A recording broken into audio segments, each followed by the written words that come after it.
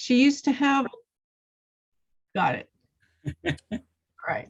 She used to have an account with Neiman Marcus and they sold her work. So where do artists like that fit in? It depends on whether the show has two jewelry categories, precious and non-precious. Okay. And otherwise, they're just applying along with everybody else.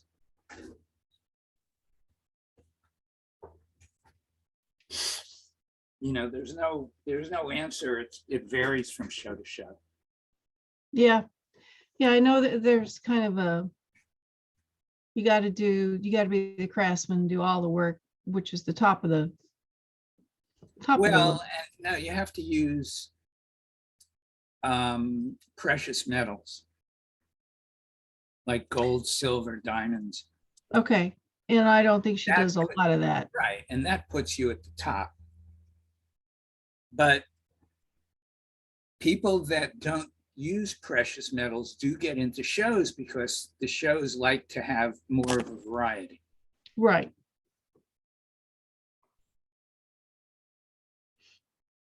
So, hi, Teresa. Hi, Larry. So I don't know what Bonnie would say. I'd like to hear what she has to say. I hope she comes today. I have one other good piece of news to share, which you might have seen on Facebook, but I'll share it anyway. I went through our mock jury process with your group, Larry, and I also did it with the St. Louis mock jury and thought I had a really good application, but when it came time for the St. Louis jurors to choose me, that was not chosen. I was on the wait list, and that really bummed me out because I thought I had done everything right. But I got a phone call last week from the art fair director for St. Louis, and she was making a special, giving me a special invitation to attend the show. So I was delighted. Sometimes you have to wait for the process and the wait list to work. It helps that people like the directors are encouraging and supportive. And I'm thrilled to say I'm going this year. Come hell or high water, I'm going. You do apply in a category that has fewer participants or applications than a lot of the major categories. Yeah, but they don't do it by fiber category. They do it by 2D or 3D. 3D, Yeah. right. Mm-hmm. That's true. So it was kind of a blow to get rejected. It just didn't help during this time of the pandemic. Well, a wait list is not really rejected. But there's so much competition, you know. Well, but so, yeah. Anyway, it was good news for me. And it kind of got me enthusiastic about what I'm supposed to be doing this year. So I needed that. Okay. It's too bad you got to spend all that time in the gallery. Well, Larry, I have probably, I'm looking at, I know there's 2 years worth of inventory in there if there's not 3 or possibly 4. I have way too much inventory to go to show with. So it's not going to be a bad thing to create some empty hangers from sales. I can use the cash flow and it kind of helps me see what people are attracted to again. And that's a good thing. So you don't have that much prep work. Oh, I always do, Larry. I can't wait to do the next thing. But I usually go to show with 100 pieces of inventory. And I know I have 300 pieces of inventory in this gallery right now. Little things and big things. But that's a lot and way too much to put in a 10 by 10 booth. So my task will be to whittle it down to the best.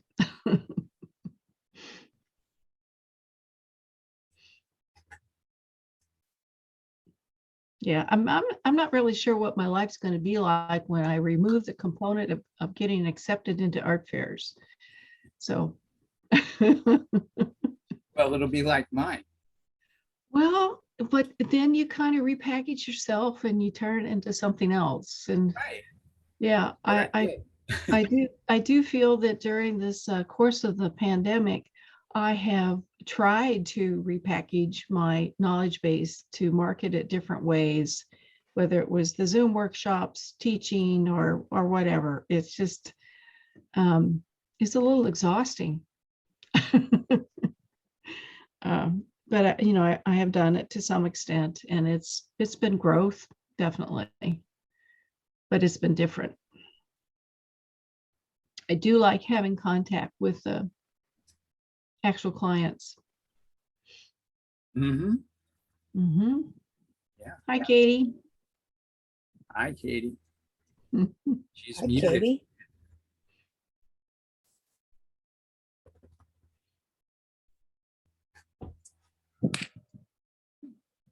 Hi, Annette.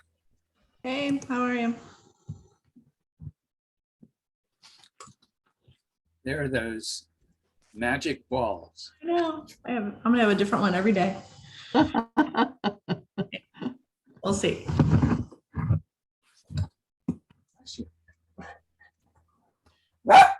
Come here. Nice picture of the puppy. That's great.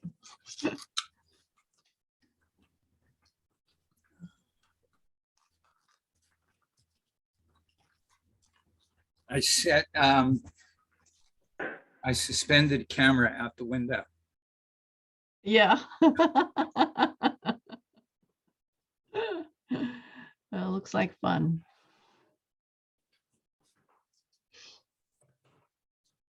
Well, I have a question. Nobody's going to be talking right now. I talked with an artist, so I do all original stuff right now. And he was telling me he's a watercolor painter who does architectural paintings. And he said 90% of his business is in prints. I'm like, oh my gosh, if that's the way that, it's like how many art fairs are there that just do original art? And am I going to be like, I don't know. Well, originals only. There Yeah. probably aren't more than a half dozen. Okay. But he's pricing it so people buy the reproductions. They're not called prints, they're called reproductions. Okay. Well, he called them prints. I don't know. He's using that art storefronts that someone else told me about. But he's pricing, forcing people to buy the reproductions. I see. And you can do that. You just raise the price of the originals and lower the price of your reproductions. I see. But if you only have, I mean, I know there's artists that probably only do original work, aren't there? Or do most people have There are a reproduction? few. That's kind of why I started making those balls, because I wanted to have something smaller to sell. That's Right. really what started it all. But now they've kind of taken on a whole life of their own. And now I'm like, oh, and they're not that easy to make. I mean, they still take a lot of time. It's not like printing or having someone print it, reproduce it and just sell it. So now I'm like, What about doing miniatures? yeah, I have a hard time printing. I can paint on the balls really easily, but for some reason on a small canvas, it's really hard for me. I don't know why that is, but I tried, but I haven't had a whole lot of success. Because I was doing like murals before, so I'm trying to scale it down. And I don't know. Well, then those 2 foot by 3 foot paintings you have are scaled down from what you had. Oh, well, that's true. Yeah, but they're not priced, at a whatever $40 price point or whatever. So And you can't afford to sell them at that price. no, but I'm just wondering. I mean, because at Lawmeyer people were selling a lot, but I think a lot of them were maybe reproductions. I mean, I don't know. Probably. And I think even Ron told me that's what he sold because he was there. And I think with his the smaller things. Ron, That's usually on this call. oh, he's a photographer, so Oh, right. you can't, A little different. yeah, you can't judge by a photographer because all his work it's a photograph, so it's considered an original. Okay. but it's a reproducible original. I see. But that doesn't equate when it comes to painting. Right. Hi, Frank. Hey, Larry. Hey, everybody. Hi, Did you Frank. get those 3 pictures I sent you? Yes, thank you. I put them up. I haven't talked to the client about it yet. I think she'd be, if she's not, she was probably traveling yesterday. So I figured give her a chance to get home.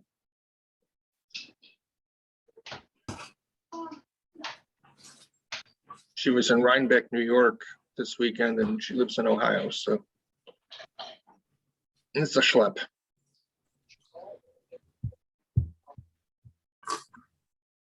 Is it Rhinebeck or New Paltz? Rhinebeck. Because I know New Paltz was this weekend. Yeah, it was the Rhinebeck Antique Show. Oh, The Rhinebeck Craft Fair is in 4 weeks, I think. New Paltz was probably crafts this weekend. well, the Labor Day, Memorial Day, I tried it a couple of times, like 35 years ago. Mhm. It was not, I don't know. I guess I had the wrong work for that market.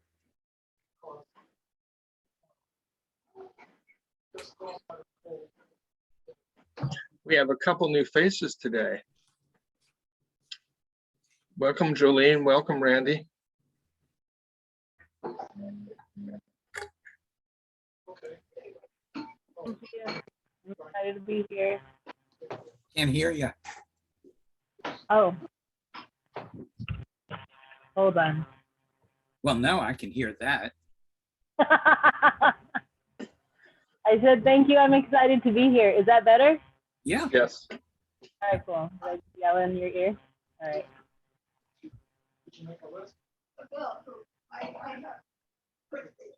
I live in Dallas. I'm a metalsmith and jeweler.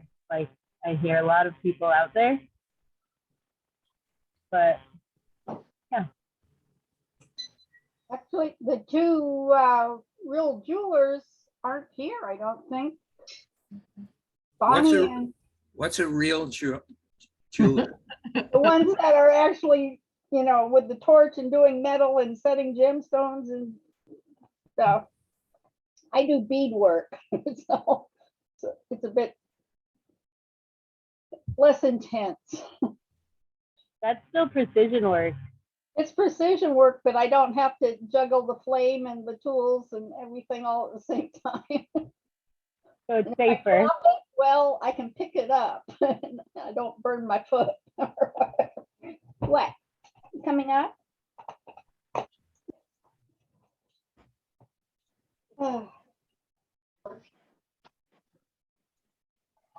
What I do is sort of like, a painter. You buy the materials and you put them together. Whereas it's not that the painters are making their own paints and stretching their own canvases for the most part.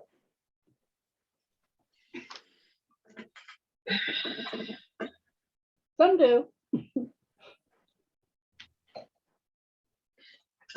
Teresa, I got the salt box. It's beautiful. I'm glad you like it. Thank you. Yeah, Enjoy good health. thank you.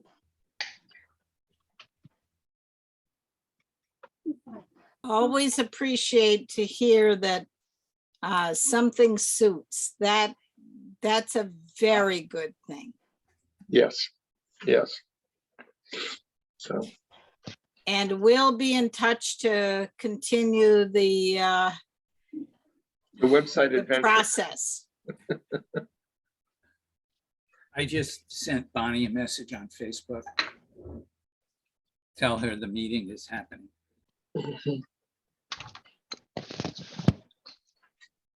But she could have a million other things happening in her life.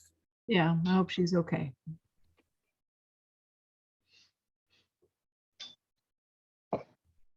Yeah, that's the important thing, that she's okay. Mhm. You newcomers, she had an aneurysm not very long ago. And Yeah. Said the top of her head exploded, is how she put it. Or it blew off the top of her head. which is just so scary. Mhm. But she has a pair of glasses now about the color of the flowers behind me. And, we keep on telling her that she needs to dye her new mohawk the same colors to match her glasses. Mhm.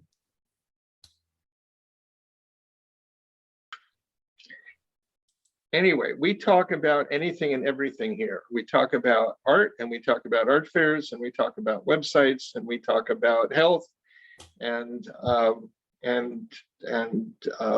the business of craft and the craft of business, and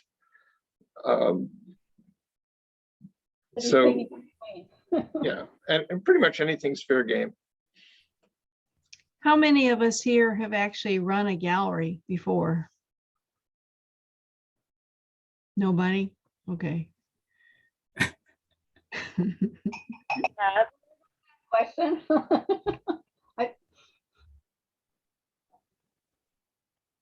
Although we are in several galleries that I do have a voice in. Mm-hmm. But speaking to the previous comment, we were all ready to go to a small local show that had a connection with my husband since he graduated at that town, and got in the truck with the trailer ready to go, and the brakes went to the floor. Oh, that's bad.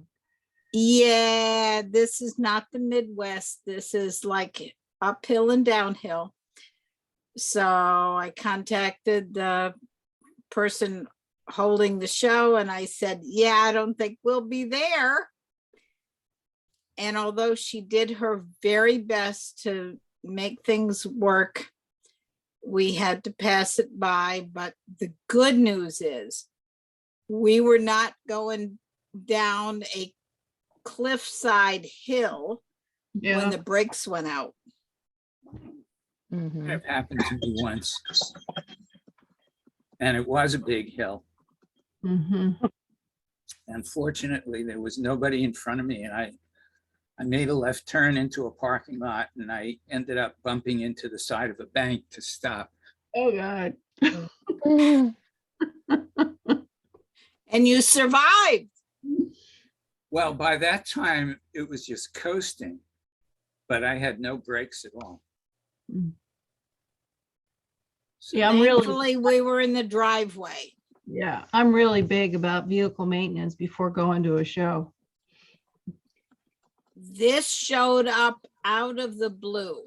Yeah. George has made his living as a mechanic. He is very careful. He is very sure that everything is going to work out right. Mhm. And it didn't. Mhm. Murphy's Law. Yeah. Yeah, pretty much. Mm. But we got the garden in. I guess there's something to be said for that. So Fine. I'm doing the Salem Art Fair here in Oregon. It's one of the oldest art fairs in the state of Oregon. And for the first time, the arts organization is hiring an event person to manage the art fair. So they are, their job, I think, primarily is to set up the spaces and organize the orders to load in and load out. And I can really tell the difference in the emails because they put a lot of the emails in red, like you have to read this and follow the directions or else. And I'm finding myself feeling a little feisty about that kind of communication. I miss the warm community spirit of the other art fair group talking to the artists. And they put us out in the bright sun, just a flat field, full sun. Took us out of what used to be the trees And maybe they have good reasons to protect the health of the trees, but it's a major change. And I know what that sun is like in the afternoon with the west sun. It can be really brutal in July. So I'm going to have to work on this whole thing about protecting my wearable art from that full sun and the heat of the day. So Do they have- anyway, so these people are, what's the question? Well, I was going to ask if that person has experience doing this. I don't know. I feel a little uncomfortable about their control of us. So, you know, they did make a big point is that the artist may not park in the handicap parking. So I wrote back and said, do you have handicap parking for the artists that qualify? Silence. You know, by law, they're supposed to have handicap parking for those of us who need it. Yeah, So just park in the handicap parking if you have a permit. they will tow us. They told us in the letter today that they will tow us if we are parking in handicap parking. Even if you have a handicap permit. Yeah, pretty See, much. this is what I mean about experience. Who, my experience or theirs? There's lack of. Well, I'm trying to advocate for those of us who actually should qualify to have handicap parking and access. Yeah, I also noticed that the restrooms that they were providing were on one side of the field. And I said, well, what are the rest of the artists going to do who are way over on the other side? They have to be out of their booth for that much more time because you do not have the porta potties, you know, distributed equally throughout this fair. We'll see. And my last gripe is that they have us parking in a grassy field on the down below the stadium. And in order to get to the art fair, we have to walk up a hill that they use for a derby car race that has been. The thing Randy told me to watch Zoom. Anyway, so we have to walk up the steep hill to get to the booths. That is rutted. Well, I don't know if it's rutted, it's paved, but it's still pretty steep and we're lugging our coolers and all our, you know, bags that we take with us to the art fair. And they have golf carts that the volunteers man when they open the fair to get customers up that hill, but they do not have golf carts for the artists to get us up the fair. Again, lack of experience. Yeah. Well, again, sometimes I think you have to sweetly advocate for what you really need as the visiting artist, since they're having us here. I think I'm making trouble this year, so we'll see what happens. Oh, that's trouble. Looks like they're earning it. And why is this a big deal to me? Well, I have 2 replaced knees, so okay, I do qualify for some assistance here. Anyway. Are they allowing you to drop stuff off? I mean, drive up and drop off at least? No, it's going to be one of this thing where they're going to give us a time to load in, and they say they're going to have volunteers to quickly unload your vehicle, dump it in your spot, and then you have to go and park. And I understand why they need to do that. It is my least favorite kind of art fair, because traditionally for this show, you could park your truck under the trees and you can spend all afternoon setting up in the heat of July. So that was more reasonable. But to do this quick dump, I pointed out to them that my inventory needs to be transported on rolling racks, and they do not do well in the grass since they've stuck us out in this field. So I said, can you please accommodate my booth position so that I'm close enough to walkways that I can move these rolling racks. Well, they stuck me right in the middle of the art fair. So I don't know how I'm going to get the rolling racks across the grass. What if it rains?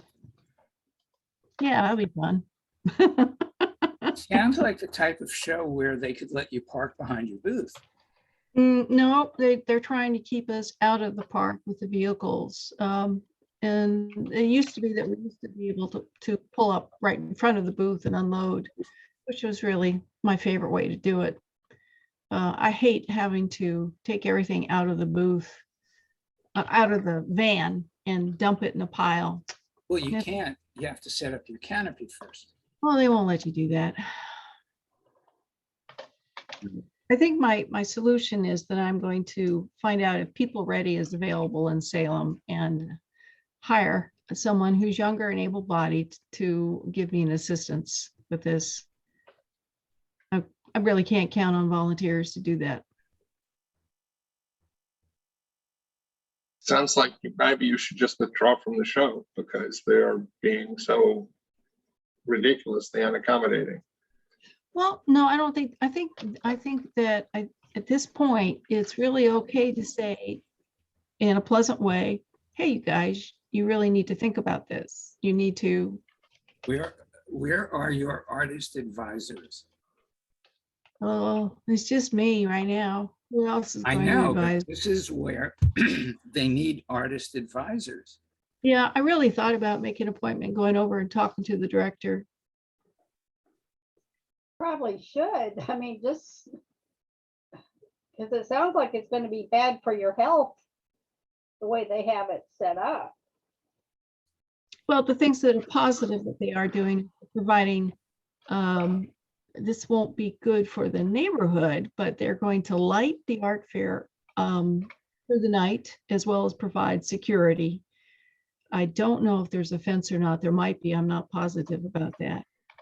I'm sure the homeowners will be unhappy about having the whole park lit up all night, but they're trying to deal with security. I do appreciate that. Yeah, I guess I'm just getting real fussy about how I want these art fairs to work. Absolutely. But is there a risk that other artists are going to experience the same feelings that you are I know. in the long term? The Yeah. show's going to suffer the loss of a lot of artists if they don't address these issues. Well, you didn't hear me before, Ron, but this is the first year that they're hiring an event company to load in the artists and load out and lay out the fair. And I'm noticing the difference. It just the way that they communicate with us, as well as the aspect, you know, the point of view of the artist trying to do this. I don't think they realize how much stuff we have for those booths. Okay, wait a second. When you say event company. Yeah. The question I have is, are they used to doing events where the artists create the work that they have at their events? Doesn't sound like it. Right. Yeah, they probably come to this from a whole nother field. Yes. Exactly. Yeah, But what show is it? I'm sorry, because I missed this. Do you mind? What show is this we're talking about? this is the Salem Art Fair, one of the oldest shows held in the Bush Park pasture in Salem, Oregon, the capital of Oregon. It's been there forever, and I do it because it's about an hour and a half from home. But Yeah.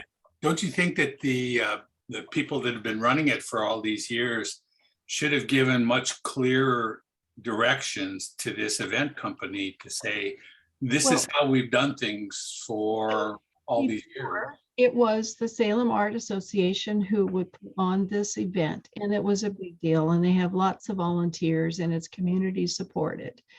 But they've, because of COVID, directors have come and gone, so maybe the people who are there now have a little less experience, I'm not sure, or have experience from other areas and are just coming on to this job. But they thought maybe because they're struggling to find enough volunteer help, I think a lot of organizations are struggling to find enough volunteer help. They turn to an event company to help, you know, lay out the map and load us in and load us out. Now in Park City, they do something similar. The company, the event company that actually loads in the artists and loads out the artists, they used to manage the Olympics there. So that's what they do. So they're experienced, yeah.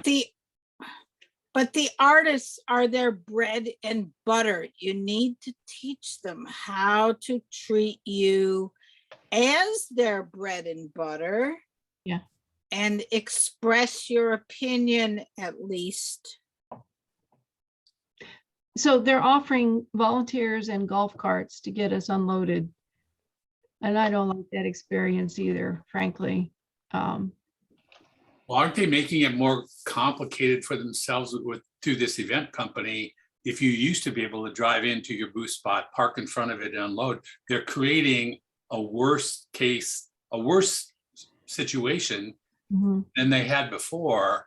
Yeah. And if the community in any way gets burned out by what's happening, that's not going to be a good thing for the event long-term, right? We'll have to see. They do have a point, though. The trees that normally offer a very pleasant environment to have an art fair under, they say they need to protect the trees from traffic over the routes. Oh, bullshit. Well phrased, well phrased. Hey, it sounds like a new job for Cindy Lyric. Oh, it'd be great. I don't think it's big enough for Cindy, though. Trees have been around for millions of years. Mhm. And I have all respect for trees, and we make our living on trees, Mhm. and it is something that we should respect and do respect. However, that being said, if they want to protect the trees, they need to protect the artists who are under those trees. Mhm. I don't really think we hurt the trees. I mean, the trees are older. They're oak trees. We've had drought summers, so I think they get more damage from of our climate than from the one incident a year when vehicles pull into the park and drive between the trees. We're not bumping into them. Yeah, Anyway. that's a moment in their history. Absolutely. Mhm. Well, when you talk to the Artists Association, are you finding any sympathetic ears to what the changes and what you're experiencing and what this is going to possibly imply for the event and the community, the whole bit? I've just started that conversation. I was asking them about handicap access for the artists, handicap parking for the artists, because they made a big deal of saying we'd get towed if we did park in the handicap parking. And I just don't think that's fair. I know that there are laws about handicap parking. Well, I would think if you have a handicapped validation, that's the criteria right there, whether you do or you don't have that. And if you do have the validation, you should be able to. Right. I think they want to reserve the handicap parking for the visitors to the art fair. So my second question was, do you have handicap parking for the artists in the artist parking lot? And there's no response. They don't know what to do with that one. Because I can see them wanting to reserve the parking for the people who are visiting the fair, Yeah. because you'd be taking it up all day, but they should be providing some handicap artist parking. But they don't. Absolutely. They haven't in the past. And so I'm asking for them to do it now. We'll see what happens. Without the artists, they don't have a show. Yeah, but to an extent, without the patrons, and I think that's part of the mix, without the patrons, we don't have an event. So, Right. And it is a balance. But there Yeah. are younger artists who could take my place, just because I might be too grumpy, right? Yeah, but you make good points. And, if the Artists Association has been running this for decades and they're now confronting or creating a situation that's going to make it very difficult for a lot of the artists that are coming, the long-term health of their event is being affected badly by their decision. And it's they're hiring the event company, why they can't give the event company guidance to say, this is what you need to do or be attentive to on behalf of the artists and the community both. Mhm. That seems very much something they should step up and do. Well, I think it's going to be an invitation for the event company this year, and I'm going to try and do my best to be an advocate for the artists in a pleasant way. But I think they do need feedback. I just really don't like to print out an email where it starts off in black print and all the rest of it is red print. It's like that just set me on edge. Yeah, make it green, like it's positive. What does Oregon law say about percentages or numbers of handicap per, lot? I don't know about California that. has a law that you have to provide X amount of spaces. Yeah. They do have handicap parking. It is in a city with housing all around it, and there's a park and there's a stadium, and there is stadium parking. But a lot of the parking is quite a hike away from getting to the park. It's just, the city's grown up around this beautiful little park. When's the show? It's in July. It So it's should gonna have, be really hot. there's like a distance it needs to be within. Well, For there is handicap. I know where the handicap parking is in a few places. But is there no way that they could designate a few of the regular parking spots, block them off as extra handicap parking they spots? can, on behalf or of the it's artists? here. Because I think that they have to utilize the stadium parking, which is a little further away, to accommodate the visitors to the art fair because of the numbers of people.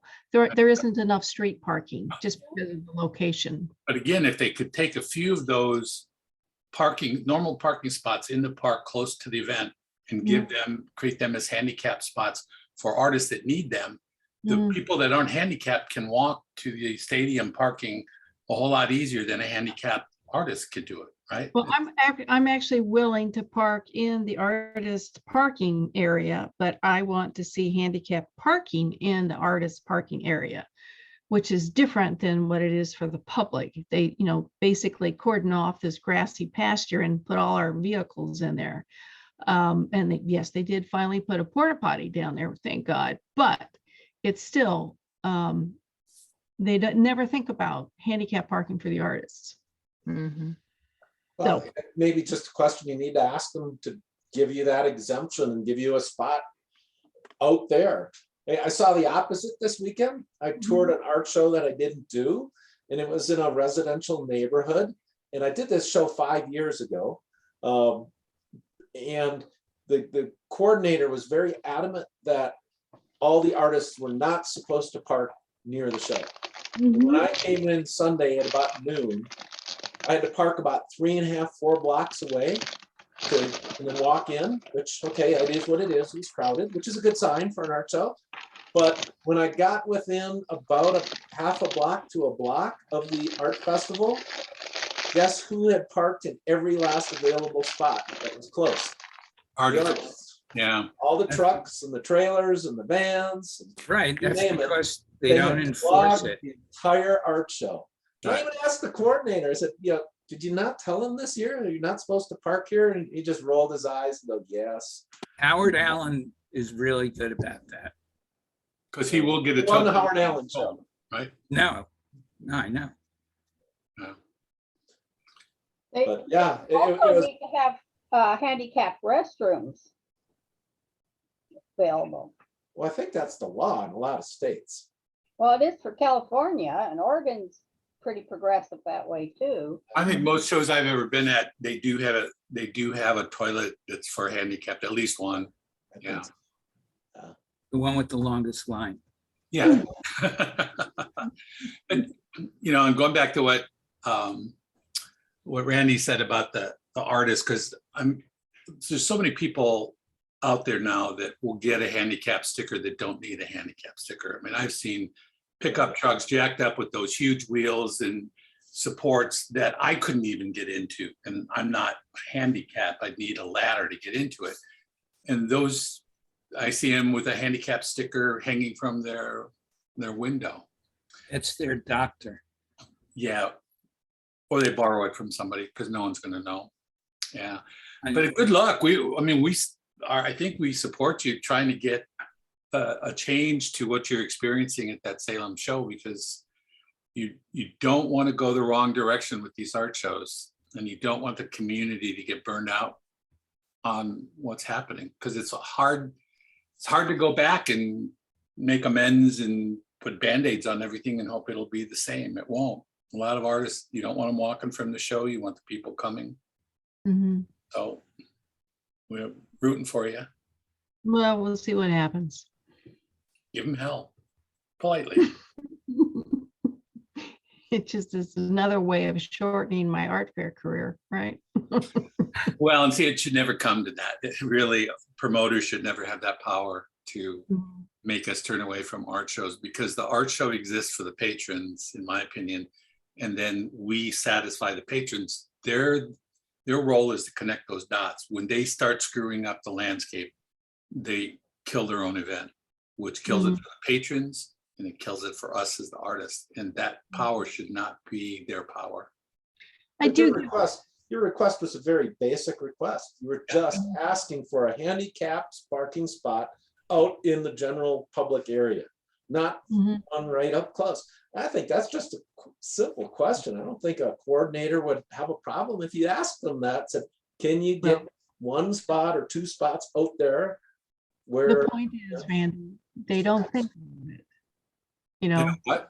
you don't think about handicap parking because they don't need handicap parking. So So what's the group that's run this show again? the Salem Art Fair Association. Are they artists?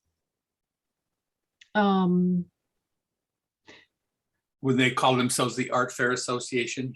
Are they artists themselves? yeah, they've been around for a long time, but this is the first year they've hired an event person to come in and manage the fair. So Right, but again, if they're artists at all involved in the Art Fair Association, how can this come to pass? Because they know what we go through as artists, if they have ever been artists. They know. Well, if they're not artists, if the organization's been doing this a long time, they ought to have a pretty good idea. Yeah, I would agree.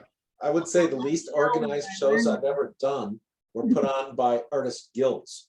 Yeah.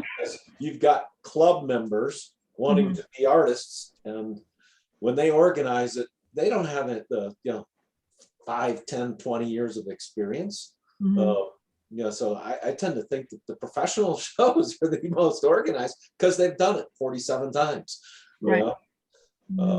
So I think your question is, you just need to ask them and say, I need a handicapped spot out there in the general public area, and how do I get it? And how do you accommodate me? And I think they would. I think most people are pretty reasonable about that. You're not asking for, a spot right by your booth. You're just saying, where we're supposed to park, reserve one for me that's more accessible, because, and I think they would do it. They just didn't see it coming. no, they didn't. And maybe I just want to be an advocate for those people who need that spot and nobody's thought to provide it. Yeah. And maybe they just expect all of us artists to be fully capable of and able-bodied to do art fairs. So who needs handicap parking, right? Yeah, Well, don't they realize most of the artists are older than they are? I was just gonna say, look at this crowd on the screen here. Yes. There's a lot of gray hair in this crowd. Well, the other ones are working. So, I mean, You're working their day job. yeah.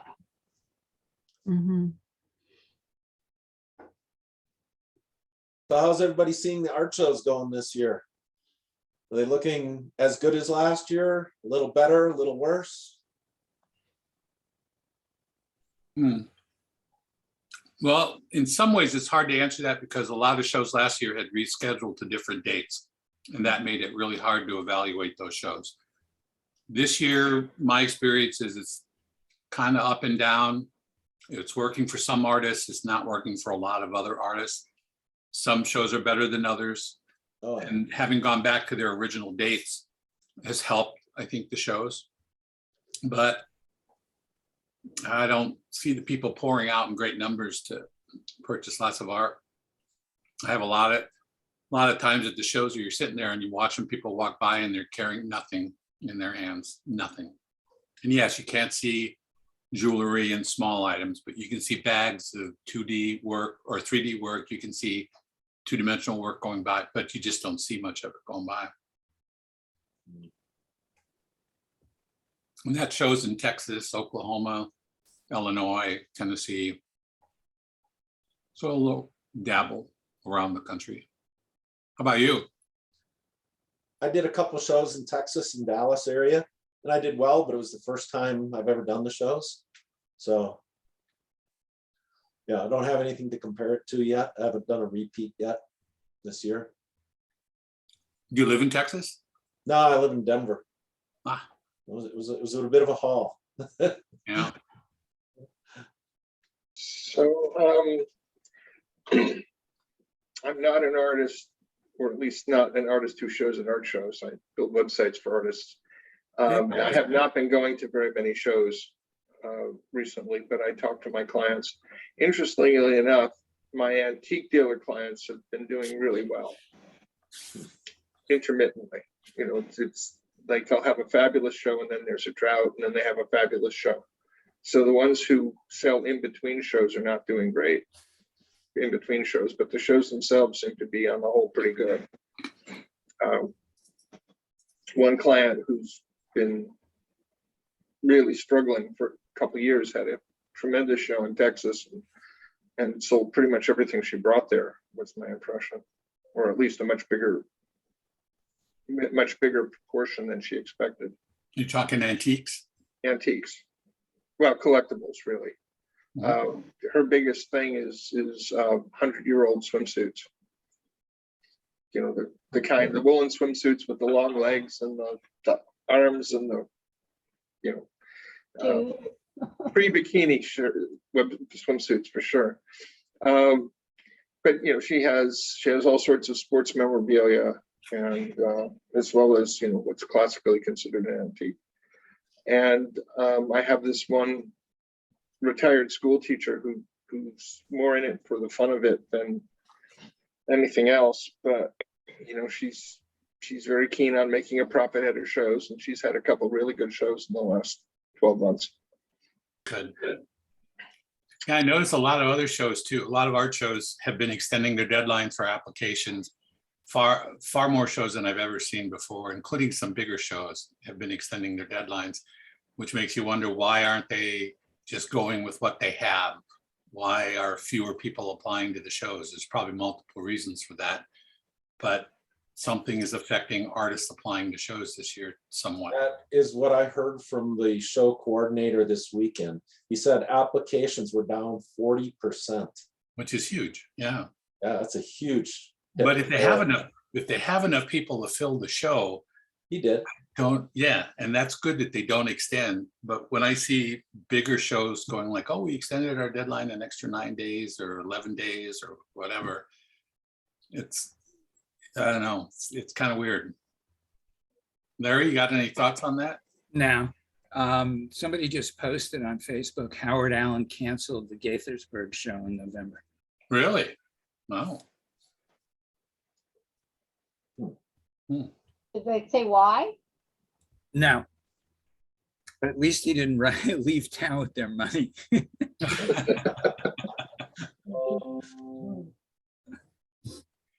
Yeah, and it can be, you know, I think with COVID and still being of concern, especially more on the East Coast in some ways than the Midwest, if any of these decisions are driven by issues or relationships with permitting agencies wanting to impose restrictions that the promoters don't want to impose, like going back to wearing masks mandatory or whatever else. It's hard to say. That's a big one for Howard to cancel.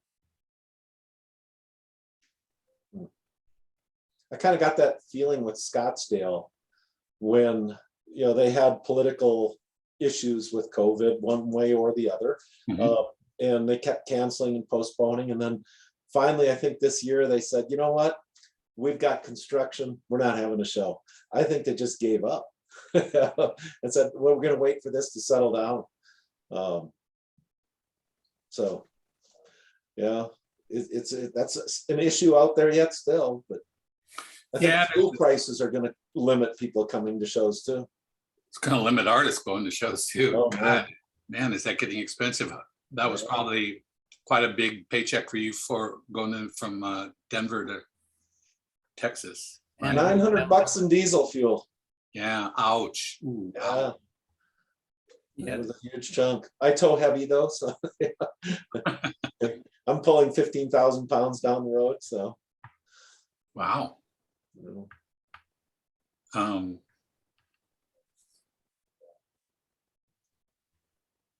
But, you know, we spread it over 2 shows, so. It is what it Yeah. is. um, We had a couple of really good shows, so it was definitely worth doing. artists are going to be looking for shows closer to home. I agree. I see that. Unless it's a really powerful show or unless they can team it absolutely with other shows. But yeah, going for one show by itself, it's going to be a tough call. Yeah. Yeah, 10-hour drive for one show would be a stretch. there was a time that I proposed shows leave like 10% of their spaces unfilled and have a common jury with shows that were adjacent to them within a day's drive.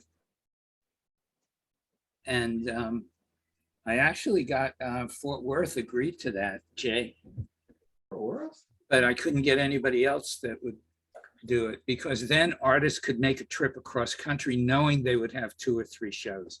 Right. Mhm. Which makes it a lot more tenable. Yeah. Yeah. And that's before the gas prices went up. That's right.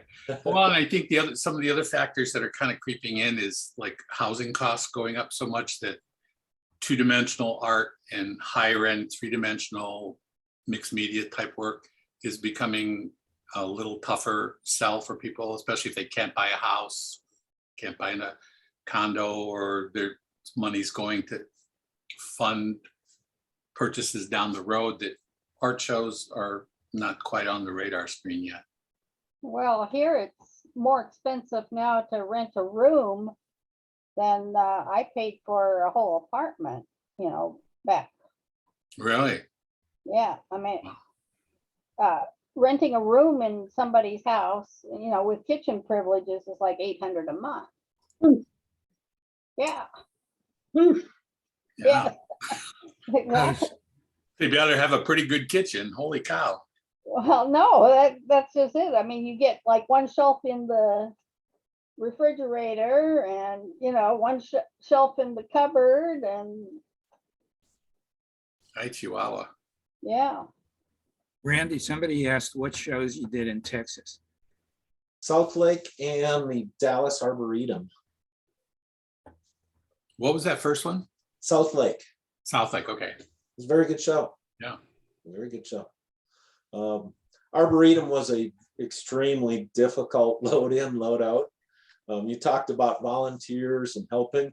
And I had a customer come in the booth while we were taking down, 15 minutes after close, and tied me up asking a lot of questions. And he did purchase. It was worth my time. Took a wall piece. In fact, it's the one on my wallscape behind me here. Yeah, he bought it big, so it was worthwhile. But it put me behind everybody else. I was the absolute last person to get a volunteer, big golf cart, with a flatbed on the back. So we sat on our stuff for 3 hours waiting for transport to get out. It was after the show closed at 5, and it was after 10 by the time we were on the road. Yeah. And see, that's one of the other things about not allowing artists to drive in, as we know, to set up at your booth, is that if you have to break everything down into a pile and the weather goes bad, it's a real problem, especially with painting, with pretty much all art forms, unless you've got them in little tubs. Everything else, you're really in a bad spot, aren't you? Yeah, I do clothing. Yeah. And it's a bad scenario to have to break down, wait for a cart, and rather than leave it under your tent, drive your car up, load it in, and then break your tent down. Right. Yeah. But it's a unique location. I mean, it's in an arboretum. It was probably one of the most beautifully landscaped places I've ever been. But it was just, it was 2 blocks away from the parking. How'd the artists around you do? It was mixed. Some had very bad shows and some had very good shows. So I think it was mixed. That's not untypical, I guess, from show to show. And was your success based on multiple patrons or just a couple? I did better at South Lake, probably almost twice as much. And it was, South Lake was probably, wall, I'm a photographer. I do face mounted acrylics. So my price points are kind of on the higher side than most photographers. South Lake was probably 6 or so, maybe 7 sales off the wall, which is good. Yeah, that's good. And then Arboretum, I think, was 3 off the wall. Well, 4. It's hard to count one because one guy came from South Lake to the next show to buy. He ordered a monster, so I don't know which one to attribute that to because he was. No, but that's good to know if there's some form of connection between 2 events like that. That if people are having a hard time making a decision, they can catch up with you at the next show. That's good. Well, I made a point of telling people that at South Lake. Good. Yeah. When they just were at a decision point, said, I will be at, the Arboretum next week. So I had multiple people show up from South Lake and came and purchased. So, it's kind of like a way to advertise your next show too. So it's, you don't know one show from the next, and I heard so many times, one year it's good for me and the next year it's bad. And, it's hard to tell. Another question I always have, and my mentor years ago, 4 or 5 years ago, told me that never do a first year show. When a show is in its infancy, it hasn't found its customer base, and every time I've tried a first year show, it has fallen beneath my cut line. I've never had what I call a really good first year show. So is that typical? Would you say, Larry? No. Yeah, I would agree with Larry. It can be, but I don't think that's typical. If they've done, you look at some of the shows that come out on their first year, like Belleville, like Artisphere, you wouldn't want to miss those first years there. Plus, if the promoter remembers that you came, go ahead. Cherry Creek also. Yeah, Cherry Creek. If the promoters remember that you came out and supported them on that first year. And yeah, besides, those same people have gone to other art shows, so it's not like they don't know what an art show is. Yeah, good point. So don't write off first year shows. Well, every show's a gamble, right? Yeah. Hey, it could rain the best show that you had last year. Oh, yeah. Yeah, I'd think hard about cutting out first year shows. I would think long and hard this winter on that one. I would think you should know who the promoter is, right? Yep. If it's an experienced promoter, it's a lot safer bet than if it's somebody who's cutting their teeth on their very first show. Oh, yeah. Sure. That's a much bigger gamble. But Art Rider took over the Rhinebeck Craft Fair, which had once been a great show and had gone downhill. And they got really good people in the first year that they did it. And it was not a great success. It's done well enough so they've kept the show going. But the really high-end people who were there that first year have never come back. And Art Rider has been doing a lot of shows for a long, long time.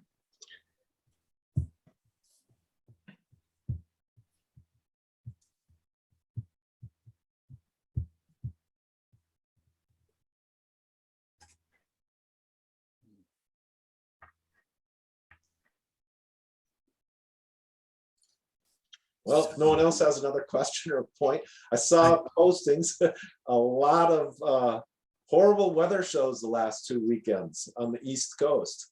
Some videos online, pretty scary watching what looked to be pretty well built and secured tents having extreme difficulties.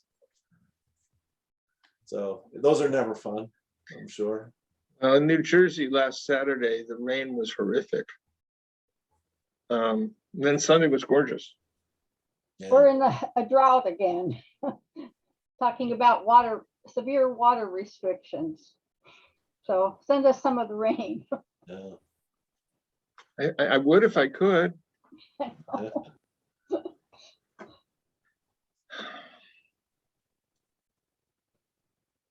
What's bad is when you're doing something on the grass and whoever's in charge of the space forgets to turn off their sprinklers, Oh, yeah. I've seen that once, program yeah. sprinklers. Yeah, that's a big problem. So what do you guys think's going to happen the rest of this year? Any thoughts on, things playing out any better, or? They're What- talking about restrictions again from COVID. Out in California?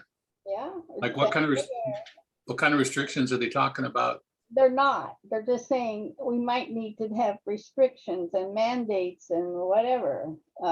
Comic-Con is going to require everybody to show proof of vaccination or proof of a negative test within 72 hours in order to enter. Mask will be required inside. Right. Well, that's good. Yeah, Indoors, yeah. well, the vendor hall is a quarter-mile end to end. And if you go up and down all the aisles and back and forth and so on, it's like 3.5 miles. Holy cow. Yeah. And that doesn't count all the other stuff that's outside and like the art shows down in a hotel that normally would take you maybe 10 minutes to walk from. And you're lucky to get there within a half hour because there's so many people on the sidewalks during Comic-Con. You're gonna have to get some of those golf carts and volunteers from Karen's show to come down and give you guys a hand. That's a long way. Wow. Well, it's not that it's that long of a way, it's that there's so many people to get through that are stopping to, look at the wraps on the buildings and, the costumed whatever out, and about. So has they'll stop, take pictures. has the attendance at the Comic-Cons been staying high, or has that been affected at all? Well, the limit is what the fire marshal says. And you're hitting that limit every time? Yeah. Tickets sold out within two hours of being put up. Do you get a broad range of ages, or does it tend to be younger? There's a lot of this Zoom meeting is a lot of what there at the show, except maybe like Ron, instead of having the light gray, you dye it, look like my flowers there. Or, put a couple of horns on your forehead. So they're all ages going to the Comic-Con? All ages, yeah. Sunday is sort of the traditional family day, so there's a lot more small kids running around then, and they tend to have programming for them, how to draw Superman or whatever, or Spider-Man this year. But there's a lot of people with gray ponytails. Yeah, like Larry was a few months back. He would well, fit right in. Last year. Yeah. Yeah. So, Hmm. and there's some, you don't know what age they are because their hair is dyed, some, color not found in nature. So, Mhm. and, or, just not with that ethnic group.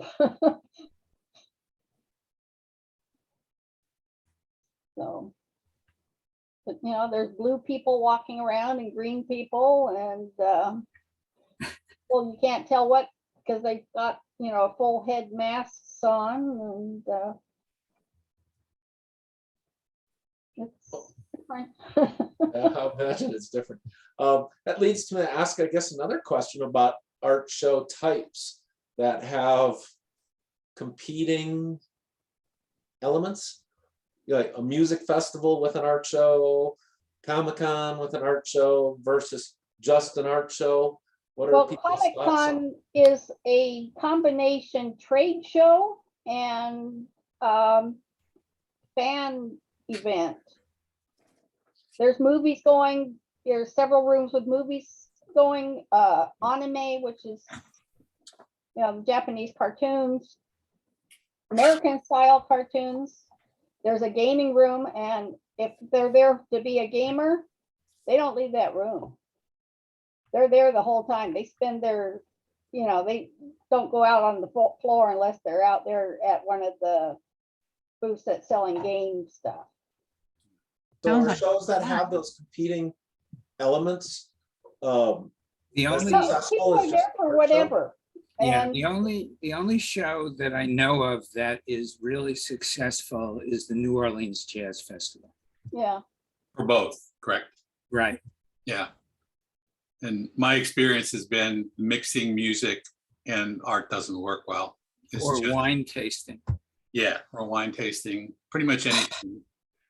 Is there anything that we've ever experienced that goes with an art show? I mean, the only time I've ever seen music be successful, from my experience at an art show, and they used to do this, but I haven't seen it in probably 12, 14 years, was they would put like a small husband-wife type team or playing sort of ambient space type new age music in between booths, and they were really low key, or at an intersection. It was very low key, very nice mix with what was going on in the art show. But when they have stages, I haven't ever sensed that people come to see both music and art. They come to see music, or they'll come to see art.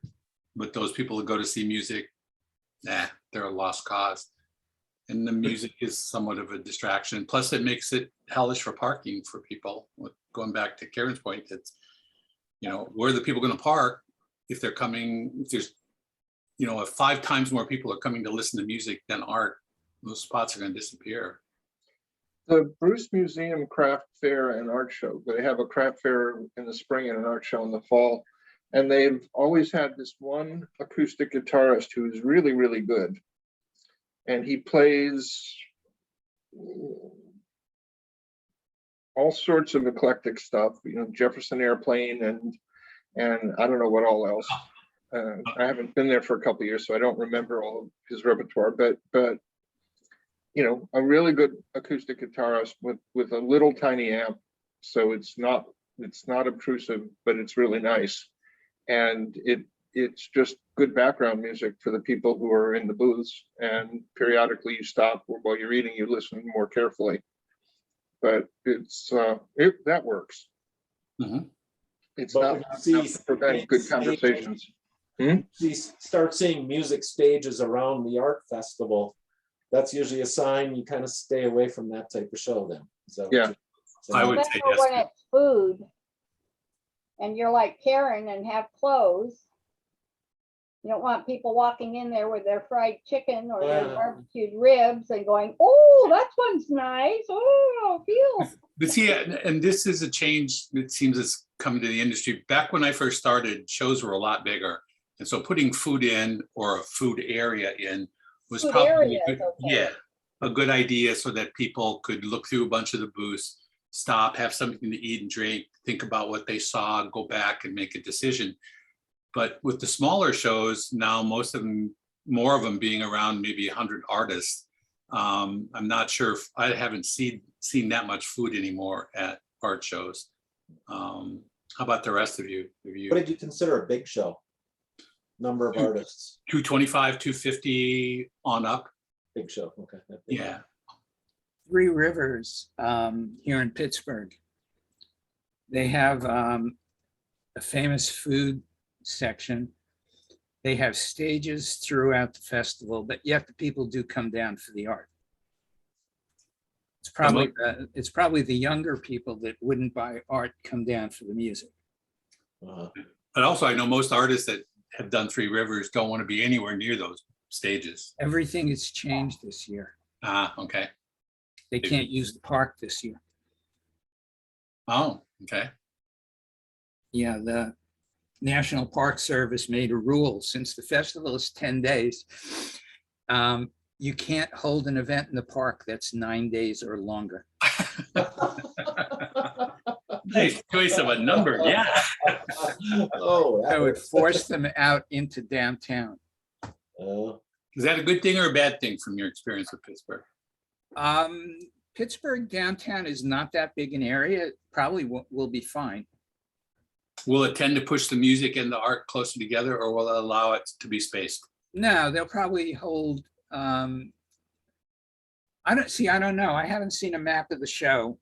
And that's starting next weekend, isn't it? It starts Or Friday. Friday, yeah. I would think that if you said, okay, the art fair is open from 10 till 5 and the music starts at 4, that would be. Yeah, they do that, but that's the main stages.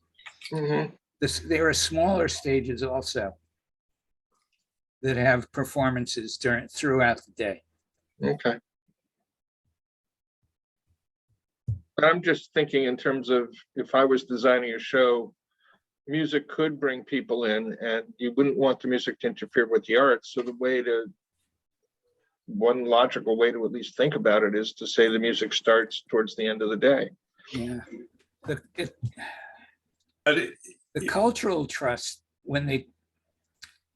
it's probably the worst thing that ever happened to the show, when the cultural trust took it over.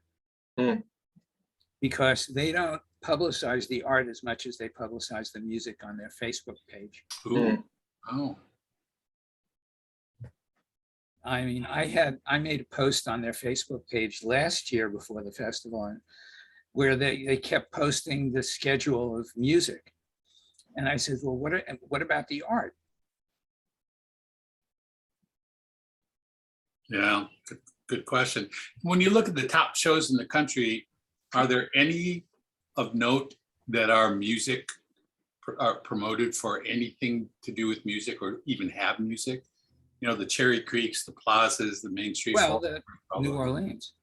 Except for New Orleans. Like you said, that's an exception, right? But short of that, are there any of the top, really good shows that artists want to do that are music oriented at all? I don't know. I remember the last time I did Fort Worth, which was back in the mid-90s, Los Lobos was playing. And I closed my booth up early and I went down to listen to the music. Good call. My only similar point of reference was Des Moines, Iowa. They have a show downtown, lots of music, lots of food vendors, lots of young people. And then they have a competing show in another part of the town. It used to be out at the fairgrounds called Art Fair Midwest. And we got into Art Fair Midwest. It was our first or second year. Didn't get into Des Moines downtown, but a lot of people came on Sunday and said, we walk that other show downtown. We walk it every year, but we don't buy art there. We come out here to buy the art. And it was lots of music stages downtown. I don't know, but Des Moines has a pretty strong reputation. But I think it's one of those shows where you have a 250,000 people walking past the front of your booth over the weekend. Madison is like that, and they keep walking. Madison is like that, but not with music. They have a competing show called Off the Square. For Wisconsin residents. Let's see, if the shows do it right, those people that are coming to the show are going to be interested in what the event is about. And I think Madison was one of the best examples I've ever seen the first time I did it. It was like a river of people walking around the square in Madison, and they were buying art. It was amazing. Where you go to Florida, and you can see lots and lots of people, and they're not buying squat. They're not even stopping to look at the booths or interact with the art. So if it's done well, and kind of goes to what Frank said, talking about conceptualizing and laying out and figuring out how to do an art show, it can be done with music. It can be done in a lot of different elements added in, but you got to really think about what you're doing. And when you run into something like what Karen's run into, it's just goes bonkers. It's just going the wrong direction. So it can be done. But I think for the most part, music, going to your original question, music is not usually part of the good art shows. for whatever reason. The Lincoln Center Art Fair would have one music booth. There was a violinist who would play. And again, it wasn't too obtrusive. No, And that'd be great. you know, it was at Lincoln Center, right? So there was the center of music in New York City. And then they had, you know, a food section that was by itself. And And they didn't let photography in. as I recall, yes, I think I don't remember ever seeing photography there. That's true. Right. Yeah, here's an interesting one. Somebody asked this question on Facebook before. Do you price your art or not? And I answered it kind of sarcastically, only if you want to sell it. I saw that. And I have 28 people have liked my answer so far. I saw that. Only they- time you have a choice, you could, if you don't want to sell it, but you want to show people, you put up a tag that says NFS, not for sale. But nobody would ever go to an art show, I don't think, to exhibit their work but not sell it. Some do at Comic-Con because it's something they want to keep as part of their portfolio. Not so much anymore now that we've moved out of the main building, the main convention center. But it used to be artists would put stuff up there and then have agents come up and look. So it'd almost be more like a trade show where you just Well, go. Comic-Con is a trade show as well as, like I said, a fan type Yeah, of. when you say agents, you mean they're looking to license their work? They're looking for a job sometimes. Okay, With a comic company, book company to do illustrations. We used to get more illustrators, but now, not now when, you know, it's gonna take an agent an hour round trip plus whatever time needed to look at stuff. I would think that there's a lot of room for background art in movies that Mhm. would be a pretty good gig. Yeah, and just showcase their ability as a graphic artist or something. I could see that, because how else Mhm. do you do that? Set But- design. But your question, Larry, on Facebook, what was your answer again to the people on Facebook? Only if you want to sell it. Only if you want to sell it, yeah. Yeah, why would you go to an actual art show and not price your work? Are they talking about not putting price stickers up in any way like that, or just Well, not? right, no, Yeah. right. Bye, Karen. Hi, Karen. Bye, Karen. Good Good luck. luck with the show, Karen. Absolutely. Well, And with the some gallery. some people advocated don't put the price stickers up because they are of the opinion it's better if you engage people. Yeah, For me personally, if something doesn't have a price on it, I'm not going to ask, well, what about this one? What about this one? What about this one? right, exactly. I think I have a intermediate solution for that. I don't know. I make these little plaques, little face mounted acrylic plaques, 3x5 inch. Has a picture of my photography on it, has a paragraph or two describing the photo. And at the very bottom, it says pricing and options available on backside of this card. And they're just stuck to the pro panels with Velcro. So I know I have a customer that's interested when they pick it up to go see what the price is and look on the backside. And that always gives me a great cue to Yeah, engage with the customer, because then I know they're interested. my feeling is it's just another obstacle. Yeah. One of the first antique shows, higher end antique shows I ever went to, there was this one booth where they didn't price anything, but they sort of gave you, and they had a color block thing on each piece that gave you the range. And you know, so you knew that some things were under 10,000 and some things were over 10,000, but were over 30. I don't remember what the prices were, but they had some really expensive stuff. But it didn't make sense to me. But hey, they'd been in business a while and they were selling expensive stuff. So I didn't challenge them or anything. It just didn't make sense to me. Well, I've seen people with production work where they have, 20 of the same thing essentially, and they'll just have a card says everything in this box X amount. That's, Or they'll do the color coding. Anything with a red dot is whatever. Anything with a green dot is, Well, that's a price. yeah, but they don't price it on the thing because different shows have different fees involved, so they can just change it on that one card. Yeah, again, and then what happens if somebody bought something and comes a week later and sees it for less money? Not good.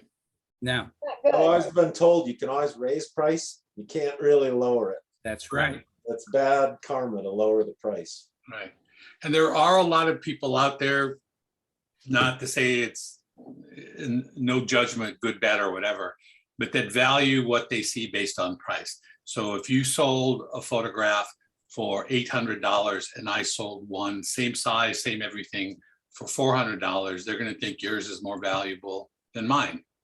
Right or wrong, that's how a lot of people value it. They buy cars, you don't have to drive a Jaguar. You don't have to drive a high-end car, but a lot of people, that's what they want. So they'll look at your work, whatever, ceramics, glass, big sculptures, and they'll go, oh, well, if he's charging, or this painter is charging $8,000 for an original, they must be famous and it's worth it and we'll take it, no questions asked. so not quite 45 years ago, I was taking a marketing class at a local college, and the instructor was ex-Coca-Cola marketer who had all sorts of friends in the marketing community. Brought in as a guest teacher, guy who was the product manager for Chivas Regal, which was Oh, yeah, the high-end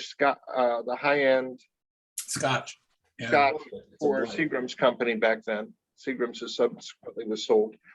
So he told us this story about how they were the lowest priced high-end Scotch, and they couldn't sell this stuff. They had promotions, they had giveaways, they had advertising.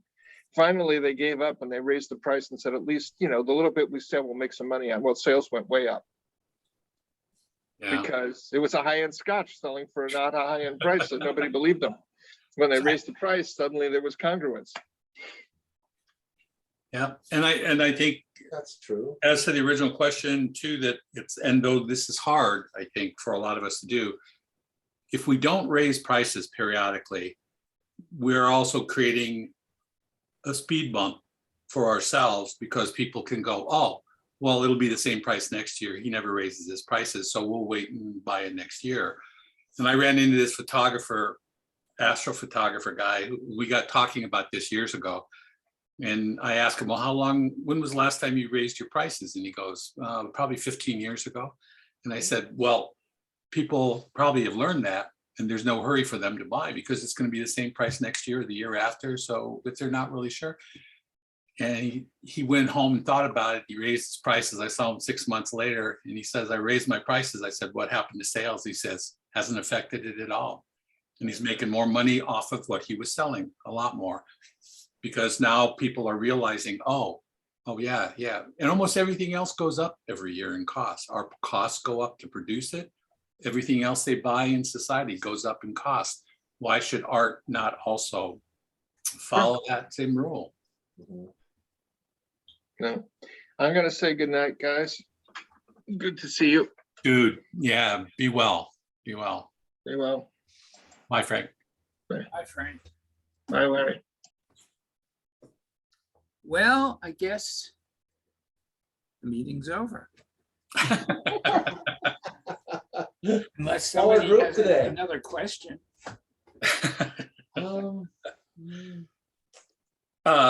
Make sure you send me your address to make sure I know when I come to central Pennsylvania, I know where to go. Okay. John, yeah. Be good to see you. And I love the stuffed dog look up here beside your head there. It's a stuffed dog? Kind of looks like a stuffed dog, yeah. Hasn't moved. It's cute. It's cute too. I like it, yeah. I suspended a camera out the side window of the car. Did you really? Yeah, and fired it remotely. It's a good shot. Every time she stood up and looked out the window and got the wind in her face. How old is she? She's 15. Wow, that's great. She doing okay health-wise? Nope. She has a tumor and she's lost like 40% of her body weight. Wow. I'm sorry. It's old age. At least she didn't turn gray. But for dog years, so what is that in dog years? That's over 100, right? Yeah, but they don't. Yeah, how can you ever It's come up with that? It's a fallacy. 7 times 15. Yeah. Assuming that It's 105. Yeah. Actually, it's a lot more the first few years because the dog can get pregnant at like 8 months. You know. But it's sort of like compresses later. That'd be like 5 years for a human. That's not a good, yeah. Well, everybody be well, and till next week, be happy, stay safe. Okay, you too. Bye-bye. All right, bye.